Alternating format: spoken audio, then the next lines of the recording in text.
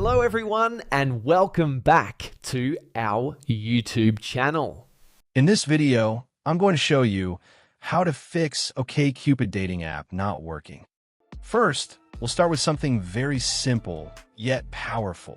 So over the time, apps store temporary files to load faster, but sometimes those files get corrupted and the app starts acting weird. To resolve this issue, we will first head over to our device settings. From here, scroll down and tap on General. Once you're in the General Settings tab, look for iPhone Storage option and tap on it.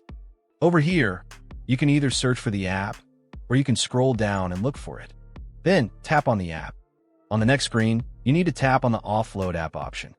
A confirmation pop-up will come up. Now tap on the Offload app option here. It'll take a bit for processing, and then a reinstall button will show up. Simply tap on it to reinstall the app. This should resolve the issue, but if it doesn't, then you need to check if the app is running an older version. Head over to App Store. From here, double tap on this search icon in the bottom right corner, and then search for the app. Once the app comes up in the search result, and if you see this update button right next to the app, simply tap on it to make sure you're running the latest version of the app. However, if you continue to encounter this issue, then you will need to completely reinstall the app, which usually resolves the problem. Head over to this screen the way we did before. And over here, tap on the Delete App option here to uninstall the app from your device. A confirmation pop-up will come up. Now tap on the Delete option here.